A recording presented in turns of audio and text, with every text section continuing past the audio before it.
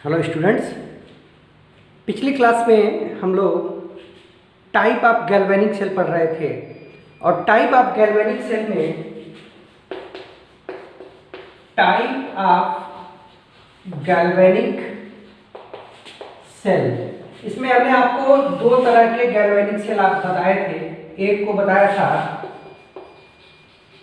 Normal galvanic cell और दूसरा बताया था concentration galvanic cell. Normal galvanic cell में हम लोगों ने बात की थी कि ऐसा गैल्वेनिक सेल जिसमें flow of current electrode potential के डिफरेंस के वजह से होता था, और नॉर्मल गैल्वेनिक सेल में जो हम लोग इलेक्ट्रोड यूज करते थे वो डिफरेंट मेटल का यूज करते थे। इसमें सबसे कॉमन हम लोग लेके चलते थे जिंक और ZnSO4, और दूसरा हम लोग लेते थे कॉपर सल्फेट और कॉपर। ये हमारा एनोडिक हाफ सेल था और ये कैथोडिक हाफ सेल था। ठीक है, अब मेटल जो इलेक्ट्रोड के रूप में यूज किए जा रहे हैं, आपने एनोडिक हाफ सेल में जो इलेक्ट्रोड यूज किया है वो जिंक यूज किया है, और इलेक्ट्रोलाइट क्या होगा, जिंक आयन होगा। कैथोडिक हाफ सेल में जो आपने इलेक्ट्रोड यूज किया है वो कॉपर यूज किया है और इलेक्ट्रोलाइट कॉपर आयन होगा। तो यहाँ पे आपने मेटल चेंज किया, एक जिंक लिया दूसरा कॉपर लिया, तो मेटल चेंज किया तो इनका इलेक्ट्रोड पोटेंशियल अलग अलग होगा, और अलग अलग इलेक्ट्रोड पोटेंशियल की वजह से एक पोटेंशियल डिफरेंस डेवलप होगा, और उस पोटेंशियल डिफरेंस की वजह से करंट का फ्लो हो जाएगा opposite direction to the flow of electron. तो इस टाइप का जो गैल्वेनिक सेल बनता था उसको हम बोलते थे नॉर्मल गैल्वेनिक सेल। अब दूसरा गैल्वेनिक सेल हमने देखा था जिसमें इलेक्ट्रोड तो सेम मटेरियल के थे। अब इलेक्ट्रोड सेम मटेरियल के हैं, जैसे मान लीजिए कि हमने यहाँ पे भी जिंक लिया, आयन जिंक का, दूसरी तरफ भी हमने जिंक ही लिया और आयन जिंक लिया। अब मेटल और आयन सेम, तो electrode standard electrode potential same होगा। तो इन दोनों सेल के स्टैंडर्ड इलेक्ट्रोड पोटेंशियल में डिफरेंस नहीं होगा, और अगर पोटेंशियल डिफरेंस नहीं होगा तो इलेक्ट्रॉन फ्लो नहीं होंगे। ठीक है, तो अब यहाँ पे इलेक्ट्रॉन फ्लो कराने के लिए हमने क्या किया कि जो कंसंट्रेशन लिया था इनके कंसंट्रेशन अलग अलग कर दिए। अब इस कंसंट्रेशन डिफरेंस की वजह से, अलग अलग कंसंट्रेशन की वजह से अगर करंट का फ्लो हो रहा है तो ऐसे गैल्वेनिक सेल को हम लोगों ने बोला था कंसंट्रेटेड गैल्वेनिक सेल या कंसंट्रेशन गैल्वेनिक सेल। और कंसंट्रेशन गैल्वेनिक सेल में हमने आपको डिफिनीशन में बताया था कि यहाँ पे जो करंट का फ्लो होता है वो होता है due to different concentration of electrolyte या इलेक्ट्रोड, दोनों में से किसी एक का।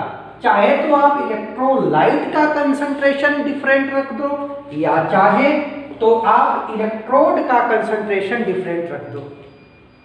तो जो डिफरेंट कंसंट्रेशन के वजह से करंट का फ्लो होगा, ऐसे गैल्वेनिक सेल को हमने बोला था कंसंट्रेशन गैल्वेनिक सेल, या सिंपली हम लोग बोल देते थे कंसंट्रेशन सेल।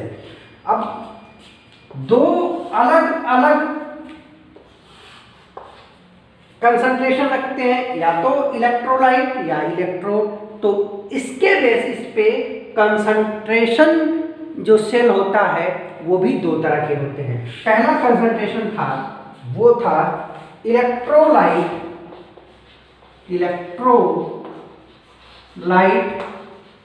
Concentration cell.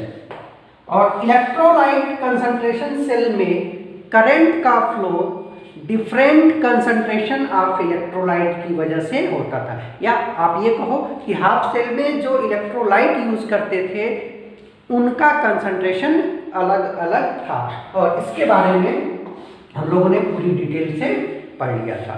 अब आज हमको पढ़ना है इलेक्ट्रोलाइट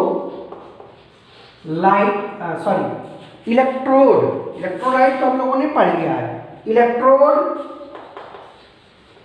इलेक्ट्रोड कंसंट्रेशन सेल, ऐसा कंसंट्रेशन सेल जिसमें आप इलेक्ट्रोड के कंसंट्रेशन को चेंज करोगे, इलेक्ट्रोड के कंसंट्रेशन को चेंज करोगे, और इस इलेक्ट्रोड के कंसंट्रेशन में डिफरेंस की वजह से करंट का फ्लो होगा। अब ये तो बात हो गई बेसिक कि जो इलेक्ट्रोड, ये second type of concentration cell है, इलेक्ट्रोड कंसंट्रेशन सेल। डेफिनेशन क्या होगी? Galvanic cell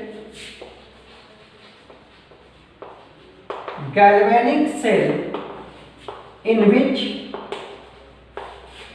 flow of current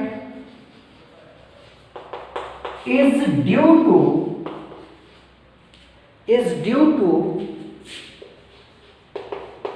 difference in concentration of electrode। अब जिसको ये समझ में आ रहा है उसके दिमाग में कुछ बातें आ रही होंगी। अगर आप अब तक चीजों को समझते आ रहे हो तो जैसे मैंने बोला कि ऐसा कंसंट्रेशन सेल या ऐसा गैल्वेनिक सेल जिसमें करंट का फ्लो इलेक्ट्रोड के कंसंट्रेशन की डिफरेंट कंसंट्रेशन के वजह से होता है, उसको हम बोलते हैं इलेक्ट्रोड कंसंट्रेशन सेल। भाई हम लोग गैल्वेनिक सेल बनाते थे तो क्या करते थे? दो हाफ सेल लेते थे, जो लेफ्ट साइड में रखते थे उसको एनोडिक हाफ सेल बोलते थे, और जो राइट साइड में रखते थे उसको कैथोडिक हाफ सेल बोलते थे। और ये एनोडिक और कैथोडिक हाफ सेल जो हमने 4 या 5 टाइप ऑफ हाफ सेल पढ़ा था उनकी कॉम्बिनेशन से बनता था। इधर जो हम लोग मेटल यूज करते थे उसको एनोड बोलते थे, और इधर जो मेटल यूज करते थे उसको कैथोड बोलते थे। ठीक है, अब यहाँ पे एनोड और कैथोड का कंसंट्रेशन डिफरेंट होगा। तो आपके दिमाग में आ रही होगी बात कि सर आज तक तो जब भी हम लोग जिंक सॉलिड के कंसंट्रेशन की बात करते थे तो 1 रख लेते थे, या कॉपर सॉलिड की बात करते थे तो 1 रख लेते थे, या जनरल बात बोले तो जो इलेक्ट्रोड होते हैं ये जनरली मेटल की रॉड होते हैं, और मेटल सॉलिड है तो सॉलिड का एक्टिव मास तो 1 लेके चलते थे। तो फिर अगर हम हर जगह कंसंट्रेशन सॉलिड का या एक्टिव मास 1 लेके चलेंगे तो इसके कंसंट्रेशन में चेंज या डिफरेंट कंसंट्रेशन का क्या मतलब है? तो बिल्कुल सही बात है। अगर आप ऐसा सोच रहे हो तो बिल्कुल सही सोच रहे हो। क्यों? इससे ये बात समझ में आ रही है कि आपको जो कुछ मैं पढ़ा रहा हूँ वो समझ में आ रहा है।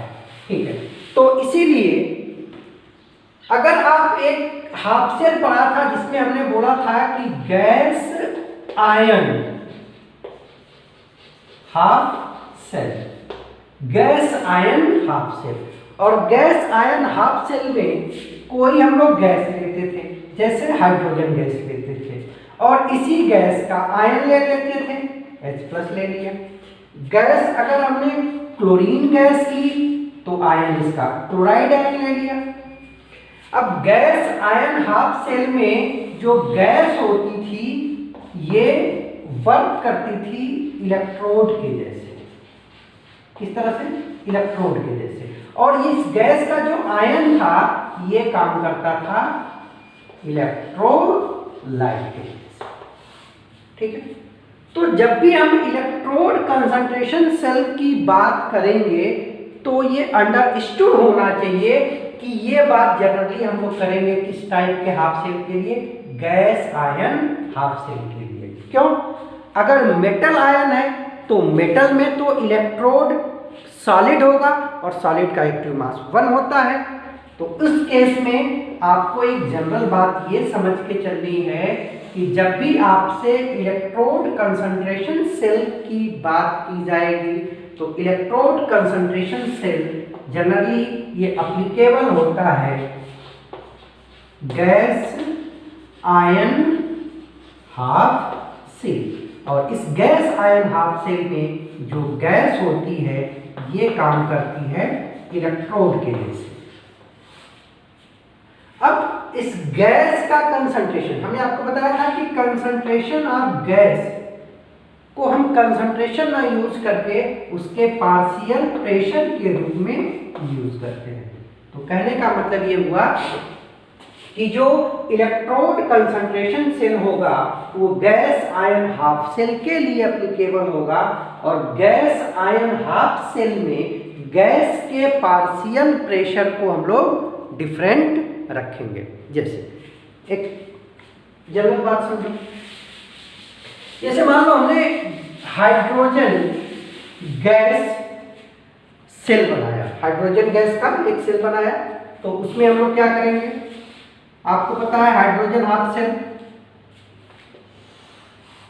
इसमें एक प्लैटिनम का वायर होता है जिससे एक प्लैटिनम ब्लैक लगा होता है, इधर भी एक प्लैटिनम का वायर होगा, ठीक है, प्लैटिनम ब्लैक।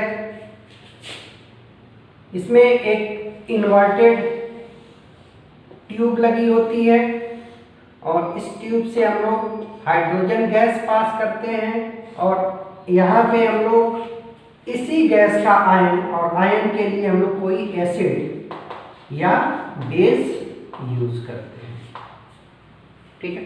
तो ये एसिड या बेस क्या करेगा, ये H+ देगा और यही H+ इसमें इलेक्ट्रोलाइट के जैसे यूज होगा और ये हाइड्रोजन गैस यहाँ से आएगी तो प्लैटिनम ब्लैक इसको एब्जॉर्ब कर लेगा और अब ये प्लैटिनम का वायर जिसपे हाइड्रोजन गैस एब्जॉर्ब हुई है ये इलेक्ट्रोड के जैसे काम करेगा,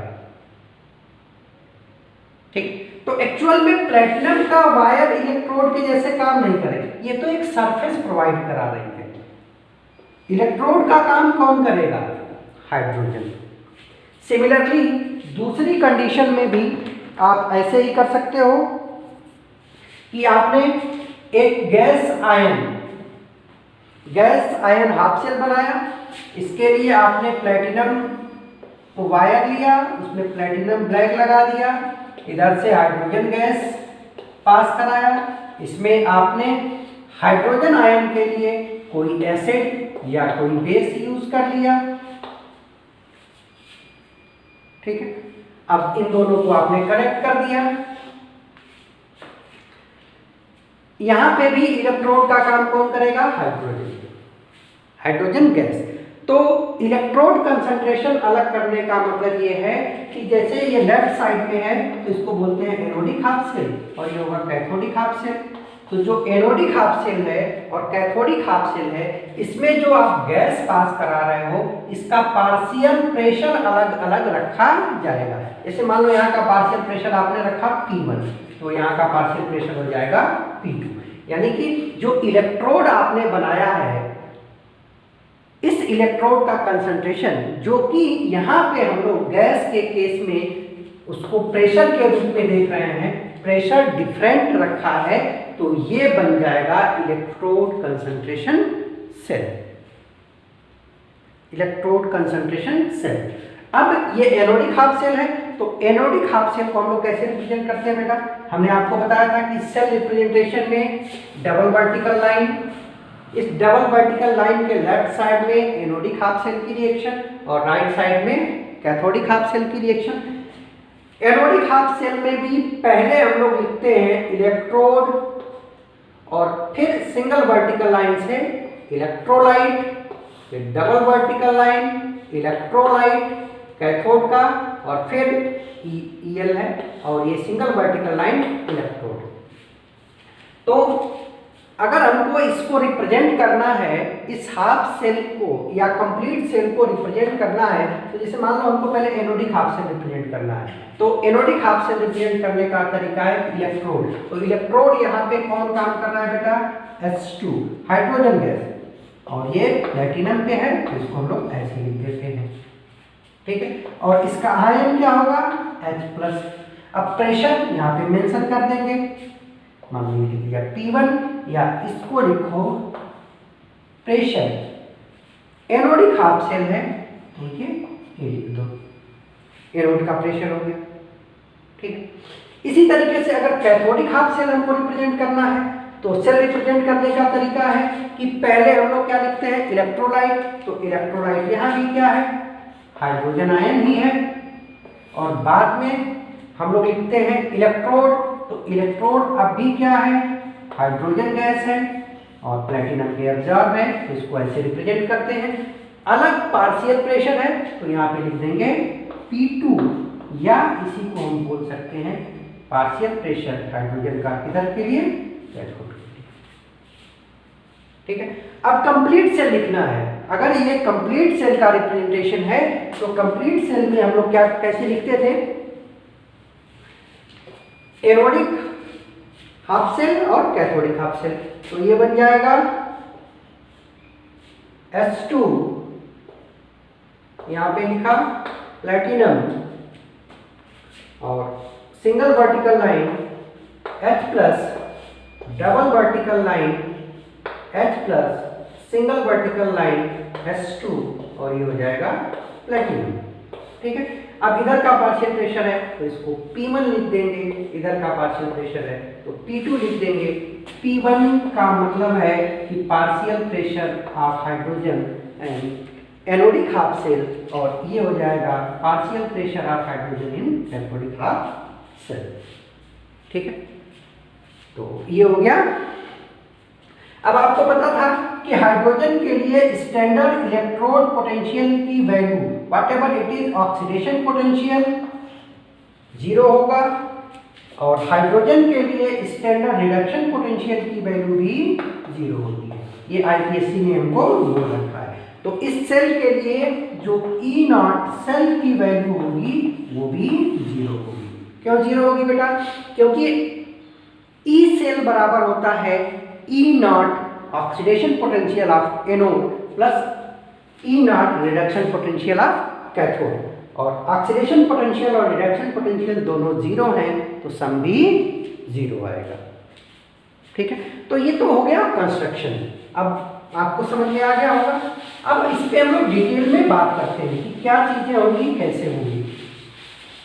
इसे मान लो इतना सब कुछ समझने के बाद हमने एक हाइड्रोजन सेल बनाया, और उस हाइड्रोजन सेल का रिप्रेजेंटेशन होगा PtH2, इसको P1 लिखो या PA लिखो, मतलब समझ के रखना कि P1 या PA का मतलब है partial pressure of hydrogen in anodic half cell, ठीक है। और इसको सिंगल वर्टिकल लाइन से ये लिखा H+, डबल वर्टिकल लाइन यहाँ पे हो जाएगा H+, और फिर सिंगल वर्टिकल लाइन H2, ये हो जाएगा प्लेटिनम, और इधर का प्रेशर हो जाएगा P2, या इसको लिखेंगे PC।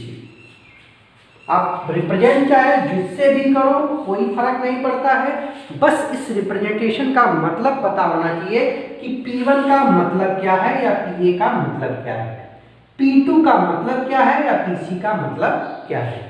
मतलब क्या है?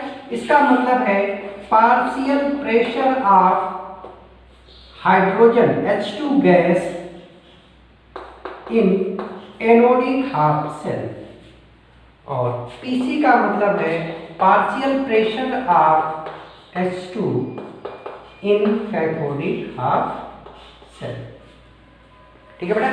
तो ये कंप्लीट सेल हो गया, और इस सेल में इलेक्ट्रोलाइट का कंसंट्रेशन आपने सेम रखा, ये C1 है तो ये भी C1 है। चेंज क्या है? जो इलेक्ट्रोड है उसका पार्शियल प्रेशर चेंज है, तो ये एक टाइप ऑफ सेल हो गया किसका, इलेक्ट्रोड कंसंट्रेशन सेल। और इसी पार्शियल प्रेशर के डिफरेंस के वजह से यहाँ पे करंट फ्लो करेगा। चलो अब हम लोग थोड़ा सा इसकी स्टडी करते हैं। अगर हम सेल रिएक्शन की बात करें तो सेल रिएक्शन में एनोडिक या एनोड पे कौन सी रिएक्शन होती है बेटा, ऑक्सीडेशन की रिएक्शन होती है। तो यहाँ पे जो रिएक्शन होगी वो होगा H2 और ये जाएगा 2H प्लस 2 इलेक्ट्रॉन। ठीक है, यहाँ का पार्शियल प्रेशर आपको रखना है P1 या इसी को हमने कहा है PA। ठीक है, सिमिलरली कैथोड पे क्या रिएक्शन होगी, कैथोड पे रिडक्शन की रिएक्शन होती है, तो ये रिएक्शन होगी रिवर्स डायरेक्शन में H प्लस 2 इलेक्ट्रॉन और इधर आ जाएगा H2 और इधर का पार्शियल प्रेशर आपने, ये गैस है ये रखा है P2 या इसको बोला है PC। ठीक है, इसके लिए भी E0 की वैल्यू 0 है और इसके लिए भी E0 की वैल्यू 0 है। अब इन दोनों रिएक्शंस को आप जोड़ दोगे तो कंप्लीट सेल रिएक्शन आ जाएगा। देखना बेटा, 2 इलेक्ट्रॉन से 2 इलेक्ट्रॉन कैंसिल हो गया, 2H प्लस से 2H प्लस कैंसिल हो गया। अब इस H2 से आप इस H2 को कैंसिल नहीं कर सकते। क्यों नहीं कर सकते, क्योंकि इनका पार्शियल प्रेशर की वैल्यू सेम नहीं है, ये अलग अलग है। तो हम क्या लिखेंगे, नेट रिएक्शन हो जाएगी H2 गैस और इधर भी होगा H2 गैस और ये H2 गैस किसके लिए है, ये H2 है किसके लिए, P1 या partial pressure of anodic half cell और इधर हो जाएगा P2 और ये हो जाएगा partial pressure of cathodic half cell. और E0 सेल की वैल्यू हो जाएगी 0, इन दोनों को ऐड करके। ठीक है बेटा, इतनी बात समझ में आई। अब इस फार्मूले पे हम लोग अप्लाई करते हैं नष्ट इक्वेशन। तो ये आपने एनोडिक हाफ सेल की रिएक्शन देख ली, कैथोडिक हाफ सेल की रिएक्शन देख ली और ये हो गया नेट रिएक्शन। ठीक, किसी भी इलेक्ट्रोड कंसंट्रेशन सेल की नेट रिएक्शन यही होगी। ठीक है, अब इसके ऊपर हम लोग अप्लाई करते हैं नष्ट इक्वेशन। हमें एक जनरल नष्ट इक्वेशन है, एज पर रिक्वायरमेंट उसी को मॉडिफाई करते रहते हैं। हमारा जनरल नष्ट इक्वेशन है कि E इक्वल टू E0 या E cell equal to E0 cell minus 0.059 upon n log active mass of product upon active mass of reactant. अब इस नष्ट इक्वेशन को इलेक्ट्रोड कंसंट्रेशन सेल पे अप्लाई करें तो ये नेट रिएक्शन है और इस नेट रिएक्शन में E0 सेल की वैल्यू 0 है, तो ये E0 सेल की वैल्यू 0 हो जाएगी। तो E सेल बराबर हो जाएगा माइनस का 0.059 अपॉन n लॉग प्रोडक्ट। अब प्रोडक्ट में है पार्शियल प्रेशर किसका, H2 का, किस साइड का, कैथोड साइड का, divided by partial pressure of hydrogen किस साइड का, एनोड साइड का। ठीक है, तो ये हमारा आ गया है इसके लिए जनरल नष्ट इक्वेशन। ठीक है, अगर आप P1 और P2 के रूप में रखना चाहते हो तो कोई बड़ी बात नहीं है, यही हो जाएगा माइनस का 0.059 अपॉन n लॉग, इसको आपने लिखा है P2 और P1। ठीक है, आप चाहो तो n की वैल्यू भी लिख लो, 2 इलेक्ट्रॉन का ट्रांसफर हो रहा है तो यहाँ n के जगह पे आप 2 लिख सकते हैं। ठीक, तो ये हो गया एक जनरल इक्वेशन। ठीक, अब ये सेल फंक्शनल होगा for the function of cell. ये सेल काम करेगा, इसके लिए जरूरी है कि ई सेल की वैल्यू पॉजिटिव हो। ई सेल की वैल्यू पॉजिटिव हो।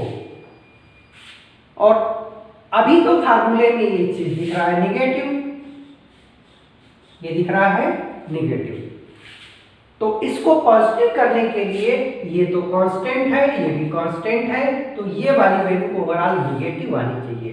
अगर log PS2 of cathode divided by PS2 of anode overall negative आता है, तो ये निगेटिव और ये निगेटिव मिलके ई सेल पॉजिटिव हो जाएगा, और ई सेल की वैल्यू अगर पॉजिटिव आती है तो हम बोलेंगे कि सेल फंक्शनिंग है। ठीक है, अब ऐसा होने के लिए जरूरी है कि log PH2 of cathode upon PH2 of anode इसकी वैल्यू लेस देन 1 हो, इसकी वैल्यू लेस देन 1 हो। और लेस देन 1 कब होगा?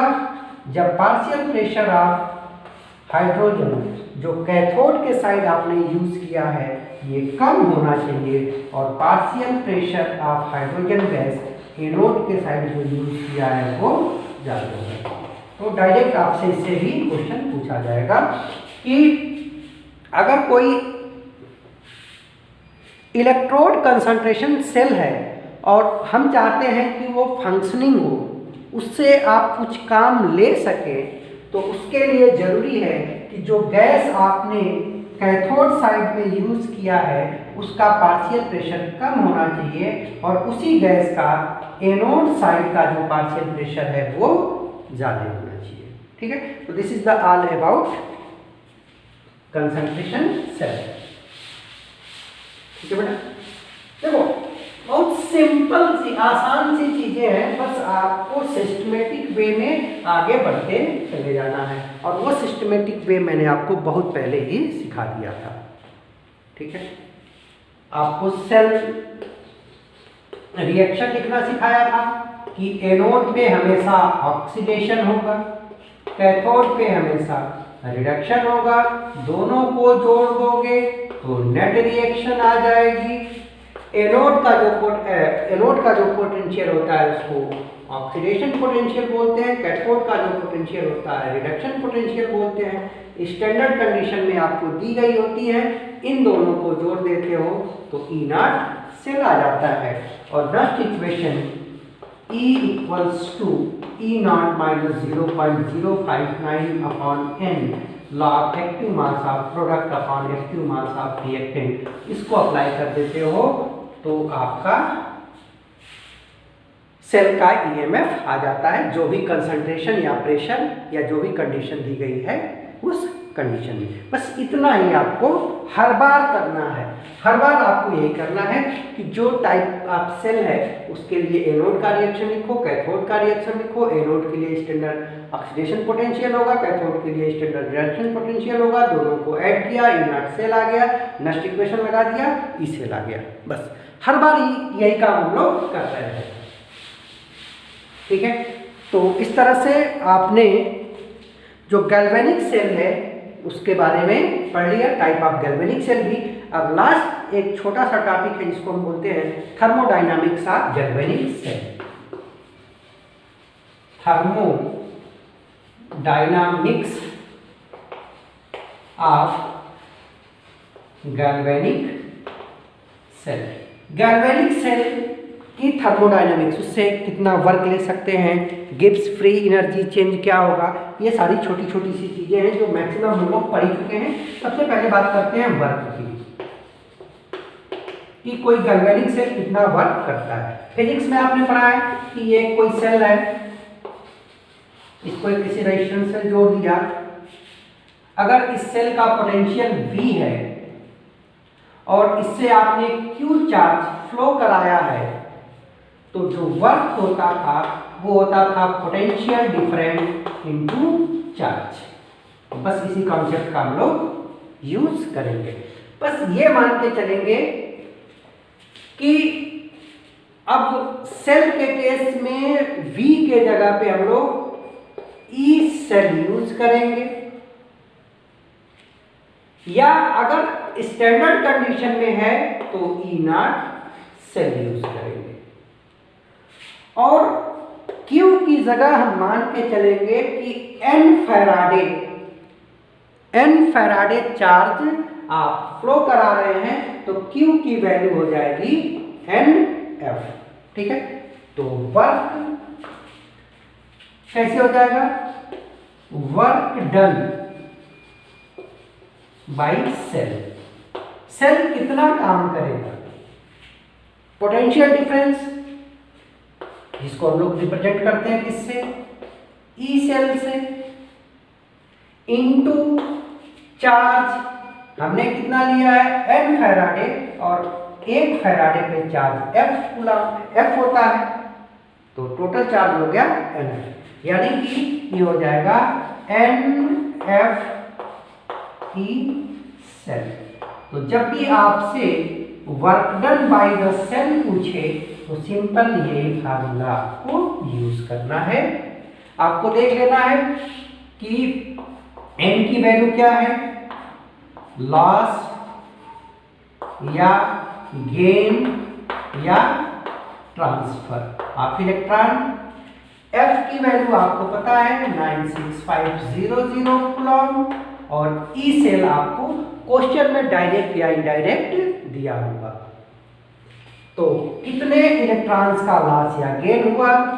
96500, और ई सेल की वैल्यू या तो आपको दिया होगा, या जो अब तक हम लोग सीखते आ रहे हैं कि ई सेल कैसे निकालेंगे, वो कैलकुलेट करके इस फार्मूले में रख देंगे, तो वर्क डन आ जाएगा। अब देखना, कूलॉम ये भी एसआई यूनिट है चार्ज की। ठीक है, जो ईएमएफ रखोगे वो वोल्ट में रखोगे, तो ये जो वर्क डन आएगा ये हमेशा ध्यान रखना कि ये आएगा जूल में, क्योंकि हम लोग अक्सर यूनिट में ही कंफ्यूज करते हैं। ठीक है, सारा एक सिस्टम लेके चलेंगे। आपने सबको एसआई यूनिट लिया है, तो वर्क भी क्या होगा? एसआई यूनिट, यानी कि जूल में। ठीक है, कोई दिक्कत नहीं होनी चाहिए। जब भी आपसे किसी सेल द्वारा वर्क डन पूछेगा तो फार्मूला यूज करेंगे, W = NF E cell. N क्या है? नंबर ऑफ इलेक्ट्रॉन लॉस या गेन या ट्रांसफर। F क्या है? ये 1 फैराडे की वैल्यू होती है 96500 कूलॉम, और ई सेल डायरेक्ट या इनडायरेक्ट आपको क्वेश्चन में दिया होगा, और अब तक ई सेल हमने निकालना खूब सीखा है। ठीक, अगर यही पूछे कि सेल द्वारा मैक्सिमम कितना काम किया जाएगा, मैक्सिमम वर्क डन, तो आपने फिजिक्स में भी पढ़ा होगा कि maximum work done standard condition में होती है, और स्टैंडर्ड कंडीशन में फिर NF ई सेल ना लिख के E0 सेल लिख देंगे, यानी कि स्टैंडर्ड कंडीशन में उसका जो EMF होगा उससे मल्टीप्लाई करेंगे। This will be maximum work done by the cell. ठीक है बेटा, तो ये तो हो गया वर्क डन का फार्मूला, और ये हो गया मैक्सिमम वर्क डन का फार्मूला। ठीक है, नाउ आसान है बेटा, इसमें बस फार्मूले में आपको वैल्यू रखनी है। चलो सेकेंड, थोड़ी सी बात कर लेते हैं गिब्स फ्री एनर्जी चेंज और रिएक्शन के स्पॉन्टेनियस होने के लिए। तो सेकेंड इसमें हम लोग कर लेते हैं थर्मोडायनामिक्स में कि Gibbs free energy change and spontaneity of cell reaction, gives free energy change and spontaneity of cell reaction। अच्छा, हमने आपको पहले ही बताया था, जब हम लोग नस्ट इक्वेशन डिराइव कर रहे थे तो उससे मैंने बताया था कि किसी सिस्टम के द्वारा जो यूजफुल वर्क होता है, जो वर्क डन होता है, यूजफुल वर्क डन होता है, वो उस सिस्टम के गिब्स फ्री एनर्जी चेंज में डिक्रीज के बराबर होता है। तो ये थर्मोडायनामिक्स हमको बताता है कि useful work done by the system ये होता है माइनस का मतलब डिक्रीज माइनस का मतलब decrease in Gibbs free energy change. ठीक है बेटा, तो डेल्टा जी बराबर हो जाएगा माइनस डब्ल्यू, या डेल्टा जी नॉट हो जाएगा माइनस का डब्ल्यू मैक्स। ठीक है, और W की वैल्यू आप निकाल ही चुके हो कि हो जाएगा minus N F E cell, और यहाँ पे हो जाएगा माइनस का N F E naught cell. ठीक है, तो दो फार्मूले ये बन गए, ये भी बहुत इंपॉर्टेंट है लेकिन है बहुत आसान। अगर आपको किसी सेल का गिब्स फ्री एनर्जी चेंज पूछे, गिब्स फ्री एनर्जी चेंज पूछे, तो आप उसका जो भी वर्क डन कैलकुलेट किए हो, जो भी उसकी वैल्यू हो, उस वैल्यू के साथ आपको बस माइनस ऐड कर देना है।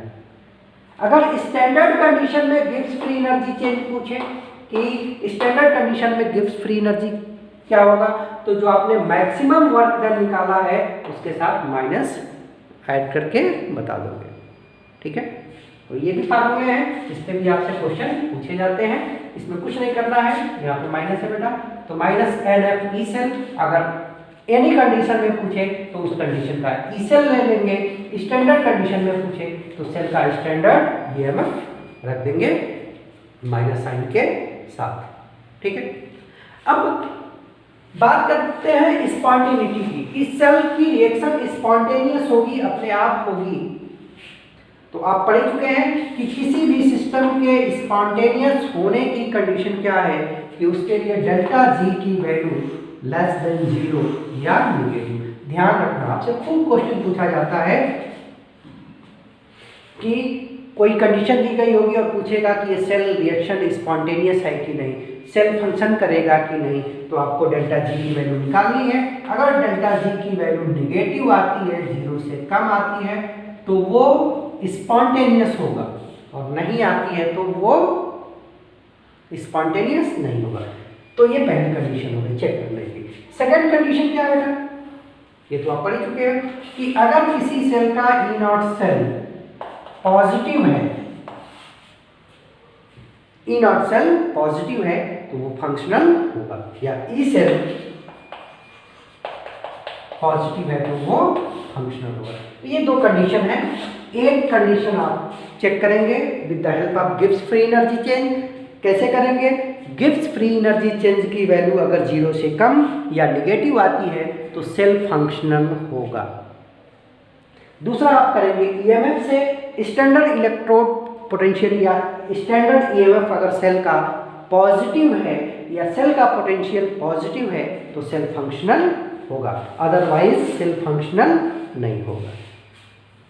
ठीक है, तो आसान से फार्मूले हैं, और आपको बस दो चीजें ध्यान रखनी है कि डेल्टा जी की वैल्यू नेगेटिव होना चाहिए और सेल के पोटेंशियल की वैल्यू पॉजिटिव होनी चाहिए for the proper functioning of cell. Cell functional है, काम कर रहा है, आप उससे करंट ले रहे हैं, उससे वोल्टेज ले रहे हैं, तो उसके लिए जरूरी है कि उसके लिए जो डेल्टा जी की वैल्यू है वो नेगेटिव है। ठीक है, अब लास्ट टॉपिक है equilibrium constant for a galvanic cell. Equilibrium constant for a galvanic cell, कि कोई गैल्वेनिक सेल है तो अगर उस गैल्वेनिक सेल का आपसे इक्विलिब्रियम कांस्टेंट Kc पूछा जाए तो क्या होगा, कैसे होगा। ठीक है, अब डायरेक्ट फार्मूला जानने के बजाय थोड़ा सा समझ लेते हैं। देखो बेटा, गैल्वेनिक सेल में एक्चुअल में होता क्या है। जब हम लोग गैल्वेनिक सेल बनाते हैं तो एक एनोडिक हाफ सेल होता है, दूसरा होता है cathodic half cell. Anodic half cell में हम लोग जो इलेक्ट्रोड यूज करते हैं उसको एनोड बोलते हैं, कैथोडिक हाफ सेल में जो इलेक्ट्रोड यूज करते हैं उसको कैथोड बोलते हैं। एनोडिक हाफ सेल में रिएक्शन होती है ऑक्सीडेशन की, और कैथोडिक हाफ सेल में जो रिएक्शन होती है वो होती है रिडक्शन की।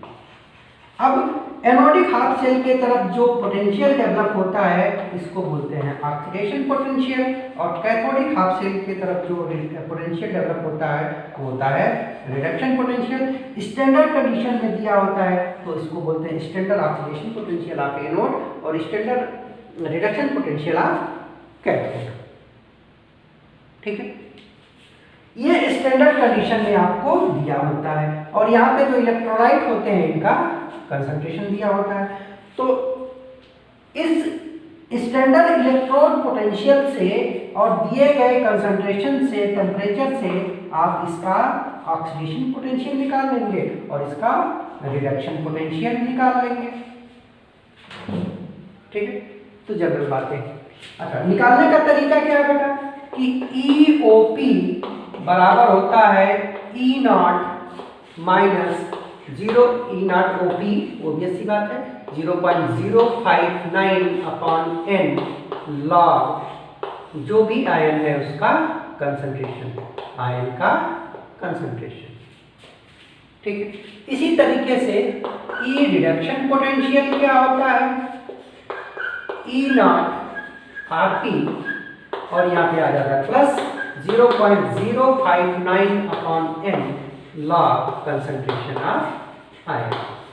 ठीक है, तो स्टैंडर्ड इलेक्ट्रोड पोटेंशियल आपको दिया होगा, और इस स्टैंडर्ड इलेक्ट्रोड पोटेंशियल से आप जो भी कंसंट्रेशन है उस कंसंट्रेशन पे इलेक्ट्रोड पोटेंशियल निकाल लेंगे। ठीक है, अब हम लोग E नॉट सेल की बात करें तो E नॉट सेल कैसे निकालते थे, E not oxidation potential of anode plus E not reduction potential of cathode, ये तो करते थे।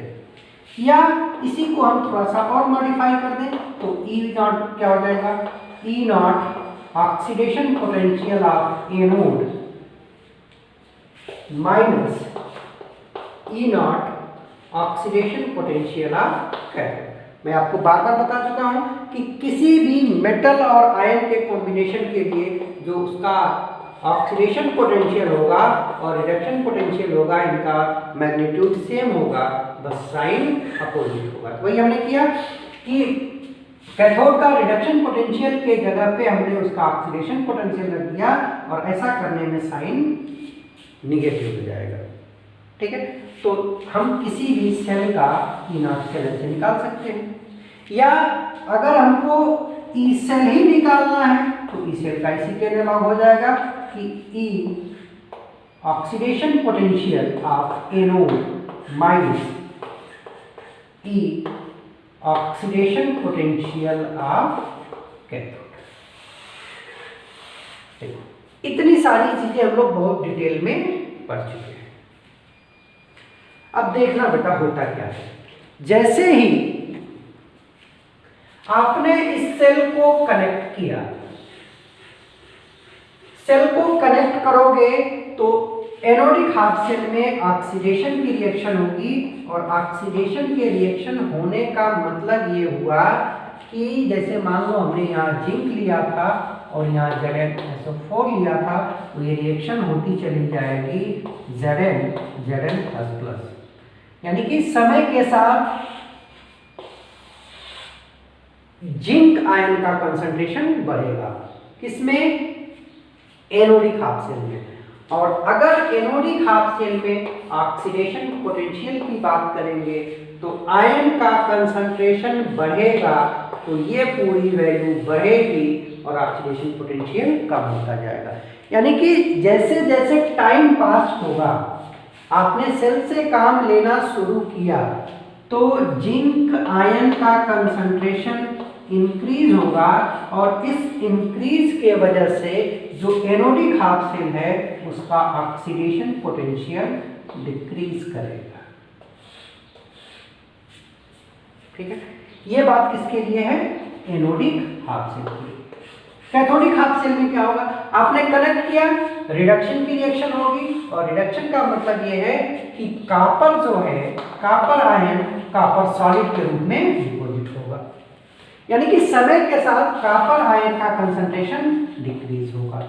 और अगर कॉपर आयन का कंसंट्रेशन डिक्रीज होगा तो रिडक्शन पोटेंशियल, देखो बेटा ये है आयन का कंसंट्रेशन, आयन का कंसंट्रेशन बढ़ेगा, आयन का कंसंट्रेशन क्या हो रहा है, अच्छा डिक्रीज हो रहा है, आयन का कंसंट्रेशन डिक्रीज हो रहा है। तो अगर ये चीज डिक्रीज होगी तो ओवरऑल रिडक्शन पोटेंशियल भी डिक्रीज होगा और इसी के अलावा ऑक्सीडेशन पोटेंशियल कैथोड का इंक्रीज होगा। कहने का मतलब कि जब आपने एक बार सेल से काम लेना शुरू किया तो एनोडिक हाफ सेल का आयन इंक्रीज होगा और इसके वजह से यहाँ का ऑक्सीडेशन पोटेंशियल क्या हो जाएगा, डिक्रीज होने लगेगा। ठीक है, यहाँ पे क्या होगा कि यहाँ पे कॉपर आयन यूज होगा तो कॉपर आयन का कंसंट्रेशन डिक्रीज होगा और कॉपर आयन का कंसंट्रेशन डिक्रीज होगा तो रिडक्शन पोटेंशियल क्या हो जाएगा बेटा, ये इंक्रीज करेगा। और अगर ये इंक्रीज करेगा, देखो इस फार्मूले से देखो रिडक्शन पोटेंशियल, कॉपर आयन का कंसंट्रेशन आप क्या कर रहे हो, डिक्रीज कर रहे हो, तो ये वैल्यू डिक्रीज होगी और डिक्रीज होगी तो ओवरऑल ये डिक्रीज होगा तो इसकी वैल्यू भी डिक्रीज होगी। तो कॉपर आयन डिक्रीज होगा तो रिडक्शन पोटेंशियल भी डिक्रीज होगा। अब देखना, अगर रिडक्शन पोटेंशियल डिक्रीज हो रहा है तो ऑक्सीडेशन पोटेंशियल इंक्रीज होगा, नेगेटिव साइन के साथ होते हैं। तो ओवरऑल हमको क्या समझ में आया कि जैसे जैसे टाइम पास होगा, समय बीतेगा, तो जो ऑक्सीडेशन पोटेंशियल एनोड का है ये डिक्रीज होगा, ये डिक्रीज होगा और ऑक्सीडेशन पोटेंशियल ऑफ कैथोड है वो इंक्रीज होगा, इंक्रीज होगा। और कभी ना कभी ऐसा टाइम आएगा कि एनोड का जो ऑक्सीडेशन पोटेंशियल है और कैथोड का जो ऑक्सीडेशन पोटेंशियल है इन दोनों की वैल्यू सेम हो जाएगी। एक ज़्यादा है, जो ज़्यादा है वो डिक्रीज हो रहा है, एक कम है, जो कम है वो इंक्रीज हो रहा है। दोनों कभी ना कभी एक दूसरे के इक्वल होंगे और जिस टाइम पे इक्वल होंगे उसी टाइम को हम बोलते हैं, मान लो जिस टाइम पे इक्वल होते हैं उसको बोलते हैं टी इक्विलिब्रियम। और इस टी इक्विलिब्रियम में जो ऑक्सीडेशन पोटेंशियल एनोड का है और कैथोड का जो ऑक्सीडेशन पोटेंशियल है ये आपस में बराबर हो जाएंगे और जैसे ये बराबर होंगे तो ई सेल की वैल्यू हो जाएगी 0। ठीक है बेटा, तो हमको ये सारे डिस्कशन से समझ में क्या आया, हमको बहुत ज्यादा इसमें परेशान नहीं होना है, मैंने आपको बताया तो बहुत डिटेल, बट ठीक है। आपको ध्यान ये रखना है कि जैसे ही आप सेल यूज करोगे तो सेल के यूज करने के वजह से एनोडिक हाफ सेल में जो आयन है, जिंक आयन है, इसका कंसंट्रेशन इंक्रीज होगा और कंसंट्रेशन इंक्रीज होने की वजह से एनोडिक हाफ सेल का जो ऑक्सीडेशन पोटेंशियल है ये डिक्रीज होगा। इसी तरह से कैथोडिक हाफ सेल है तो कैथोडिक हाफ सेल में जो कॉपर आयन है, कॉपर आयन का कंसंट्रेशन डिक्रीज होगा। कॉपर आयन के कंसंट्रेशन डिक्रीज होने की वजह से रिडक्शन पोटेंशियल क्या होगा, रिडक्शन पोटेंशियल भी डिक्रीज होगा। देखो कॉपर आयन है ना, प्लस है, तो कॉपर आयन घटेगा तो रिडक्शन पोटेंशियल भी घटेगा और रिडक्शन पोटेंशियल घटने का मतलब है कि ऑक्सीडेशन पोटेंशियल क्या हो जाएगा, इंक्रीज हो जाएगा। ठीक है, अब सेल की बात करो तो ई सेल बराबर होता है oxidation potential of anode minus oxidation potential of cathode. जो पॉजिटिव है वो डिक्रीज हो रहा है और जो नेगेटिव है वो इंक्रीज हो रहा है। तो कभी ना कभी ये दोनों आपस में बराबर हो जाएंगे और जिस टाइम पे ये बराबर होंगे तो उस समय ई सेल की वैल्यू हो जाएगी 0। मोटी मोटी बात आपको ये समझना है। बाकी तो हमने आपको सारा इक्वेशन से कैसे डिक्रीज हो रहा है, कैसे इंक्रीज हो रहा है ये समझाने की कोशिश की और इसी टाइम को हम बोलते हैं इक्विलिब्रियम टाइम। ठीक है, तो इक्विलिब्रियम पे बात क्या समझ में आई कि एट इक्विलिब्रियम जो ऑक्सीडेशन पोटेंशियल ऑफ एनोड होगा ये बराबर होगा ऑक्सीडेशन पोटेंशियल ऑफ कैथोड और इस कंडीशन में जो ई सेल की वैल्यू होगी वो 0 होगी। ठीक है, तो अब इस तरह की इक्वेशन लगाओ कि ई सेल बराबर होता है E naught cell minus 0.059 upon n log active mass of product upon active mass of reactant. ठीक है बेटा।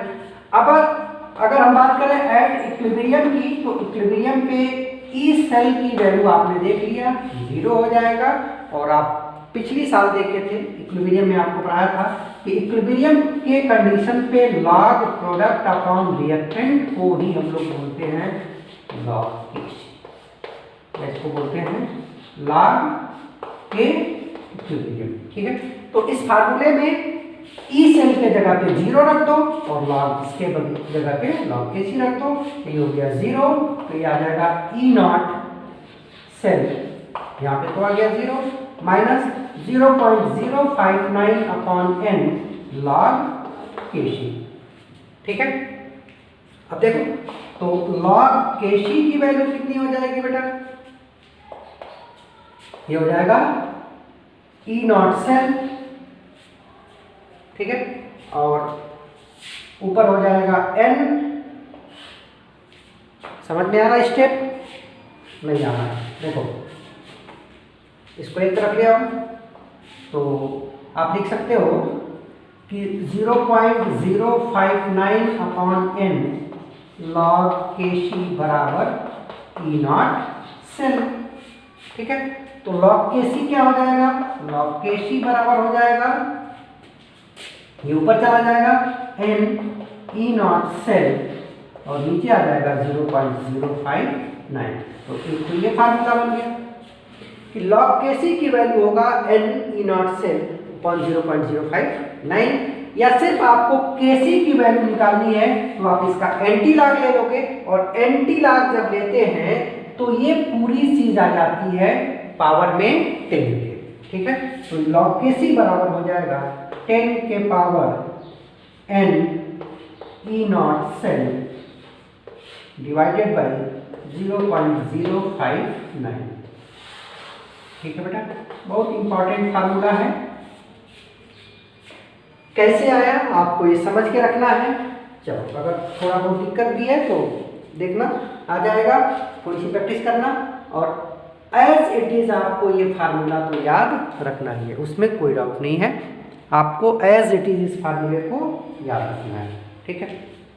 चलो अब इस पे हम लोग एक क्वेश्चन जरा कर लेते हैं। एक सिंपल सा क्वेश्चन करते हैं फटाफट कि मान लीजिए आपसे कहा गया है, क्वेश्चन की बात करें, आपको एक सेल दिया गया है, सेल है FeSO4 AgNO3 Ag, कंसंट्रेशन है 0.01 और इसका है 10⁻³ m। आपको दे रखा है E नॉट Fe+2 Fe, ये है माइनस का 0.4 और E not Ag plus Ag ये है 0.8। तो आपसे पूछ रहा है कि जितनी सारी चीज़ें आपने पढ़ा है, वर्क पढ़ा है, W मैक्स पढ़ा है, डेल्टा G पढ़ा है, डेल्टा G नॉट पढ़ा है और Kc पढ़ा है, इन सब की वैल्यू बताओ। ठीक है। आसान सा तरीका है बेटा। हम तरीका क्या करते हैं कि पहले एनोडिक रिएक्शन लिखेंगे।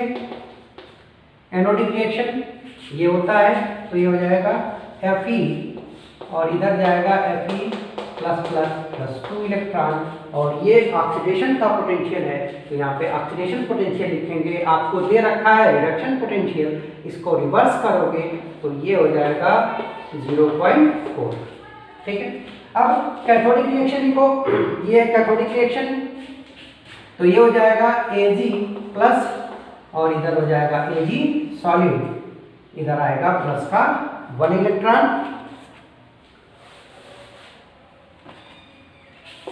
प्लस इलेक्ट्रॉन है ये जाता है कैथोड पे रिडक्शन हो रहा है। अब इन दोनों को जोड़ के आप नेट रिएक्शन लगाओगे, बट जोड़ते समय ध्यान रखते हैं कि जो इलेक्ट्रॉन का ट्रांसफर है, जो लॉस है और गेन है वो बराबर हो। तो उसके लिए यहाँ पे 2 इलेक्ट्रॉन का लॉस हो रहा है, तो गेन भी 2 का होना चाहिए। तो यहाँ 2 करेंगे तो यहाँ भी 2 हो जाएगा और यहाँ भी 2 हो जाएगा। और मैंने आपको बताया था कि स्टैंडर्ड इलेक्ट्रोड पोटेंशियल जो होता है वो इंटेंसिव प्रॉपर्टी होती है, मास पे डिपेंड नहीं करती है। आपने इक्वेशन में तो मल्टीप्लाई किया है, लेकिन स्टैंडर्ड इलेक्ट्रोड पोटेंशियल में मल्टीप्लाई नहीं करेंगे। बहुत ही ध्यान रखने वाली चीज होती है। अक्सर हम लोग यही गलती करते हैं कि आपने इस लॉस और गेन को इक्वेट करने के लिए, बराबर करने के लिए इस इक्वेशन में 2 से मल्टीप्लाई कर दिया, तो यहाँ भी 2 हो गया, यहाँ भी 2 हो गया, यहाँ भी 2 हो गया। अब कुछ बच्चे क्या करेंगे, इसमें भी 2 से मल्टीप्लाई कर देंगे। तो नहीं, स्टैंडर्ड इलेक्ट्रोड पोटेंशियल मैंने आपसे बताया था कि वो बात कही जा चुकी है कि कंसंट्रेशन आप 1 मोलर लेके चल रहे हैं, उसकी वैल्यू मेटल और आयन के लिए फिक्स होती है। आपने एक बार मेटल और उसका आयन फिक्स कर दिया तो ये वैल्यू फिक्स हो गई, ये मास डिपेंडेंट नहीं होती है। अब इन दोनों को जोड़ोगे तो E0 सेल आ जाएगा। कितना आ जाएगा बेटा? 1.2 वोल्ट। ठीक है, और नेट रिएक्शन क्या आ जाएगी? नेट रिएक्शन आ जाएगी Fe प्लस 2Ag प्लस, और ये हो जाएगा Fe plus plus plus 2Ag। ठीक है, तो ये नेट रिएक्शन हो गई और ये E0 सेल हो गया। अब E0 सेल हो गया तो यहां से हम ई सेल भी निकाल सकते हैं। कितना हो जाएगा? देखो, ई सेल बराबर होता है E0 cell minus 0.059 upon n log product upon reactant, log product upon reactant. ठीक है, रख दो। E0 की वैल्यू आपको दे रखा है 1.2 माइनस 0.059, n की वैल्यू है 2, लॉग प्रोडक्ट, इसमें प्रोडक्ट क्या होगा? ये होगा, ये हो जाएगा 0.01 और नीचे हो जाएगा 0.3 का स्क्वायर। क्यों स्क्वायर? क्योंकि 2Ag प्लस प्लस था। स्टोइकियोमेट्री हमेशा पावर में जाता है। ठीक है, इसको सॉल्व करेंगे। 1.2 माइनस 0.0, इसको 6 मान लें तो 3 हो जाएगा। ये 6 हो जाएगा, ऊपर जाएगा तो 2 पावर कम हो गए, ये हो जाएगा log 10 to the power 4। और आपको पता है log 10 to the power 4 की वैल्यू 4 होती है। तो 1.2 माइनस 0.03 इंटू 4 यानी कि 1.2 माइनस, ये हो जाएगा 0.12 यानी कि 1.08 वोल्ट। अब आपने ई सेल की वैल्यू निकाल ली, E0 सेल की वैल्यू निकाल ली, तो बाकी कैलकुलेशन बहुत आसान है। चलो, वर्क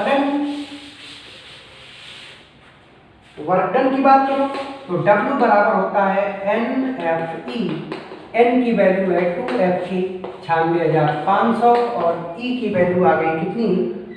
1.08 और ये हो जाएगा जूल। W मैक्स की बात करो तो NF E0 सेल तो 2 इंटू 96500 और E0 सेल के जगह पे रख दो 1.2 जूल। ठीक है, इसी में अगर आप माइनस लगा दोगे, माइनस W कर दोगे तो ये आ जाएगा डेल्टा G, और यहाँ पे माइनस W मैक्स कर दोगे तो ये आ जाएगा माइनस डेल्टा G नॉट। ठीक है, अब एक चीज और बचता है, वो है E0 इक्विलिब्रियम कांस्टेंट। तो इक्विलिब्रियम कांस्टेंट के लिए आप डायरेक्ट फार्मूला लगा दो। क्या होता है इक्विलिब्रियम कांस्टेंट?